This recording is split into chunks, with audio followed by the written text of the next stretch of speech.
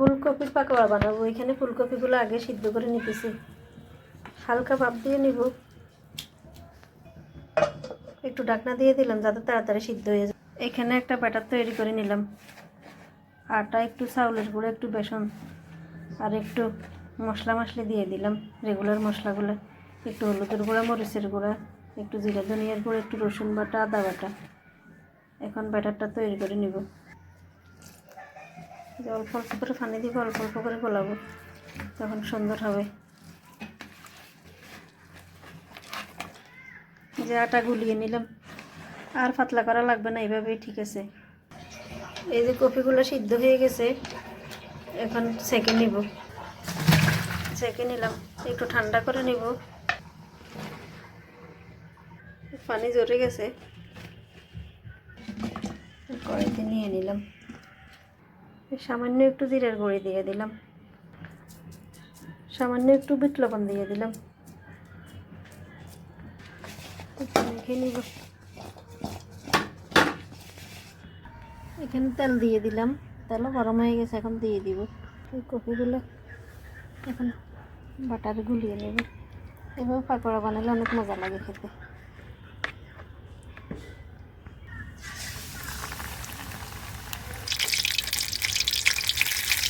সবগুলো নিব।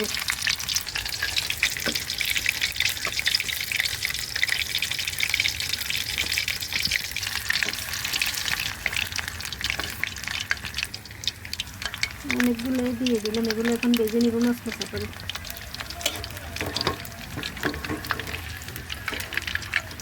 উল্টিয়ে দিব, এখন উল্টিয়ে ফেলতে একটু মশলা করে ভাজবো।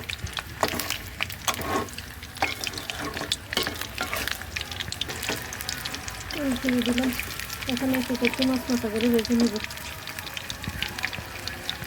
এই যে ভাজা হয়ে আসছে, অনেক সুন্দর হয়েছে, অনেক সুন্দর গ্রান বাইরে, গ্রানটাও সেই সুন্দর লাগতেছে। পাকোড়াগুলো ভাজা হয়ে গেছে, অনেক সুন্দর হয়েছে। এখন উঠিয়ে নিব।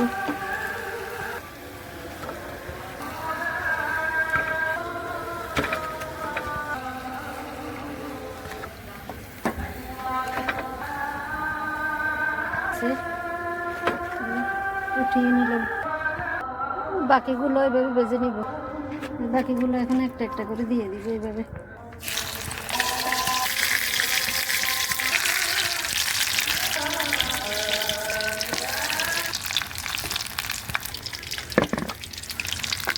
এই যে বাকিগুলো দিয়ে দিলাম, এখন এগুলো ভালোভাবে ভেজে নিব মশলা করে।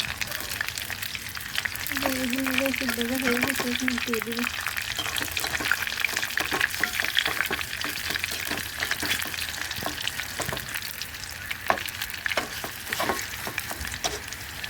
ভাজা হয়ে গেছে, এখন উঠিয়ে নেব। অনেক সুন্দর হয়েছে, লাল লাল। আর ভাজবো না।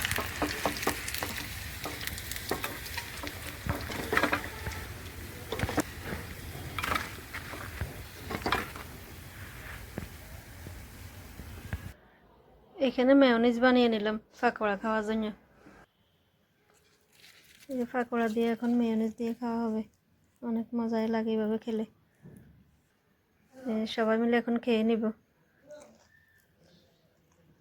অনেক মজাই হয়েছে, আলহামদুলিল্লাহ। খেয়ে নিলাম সবাই মিলে।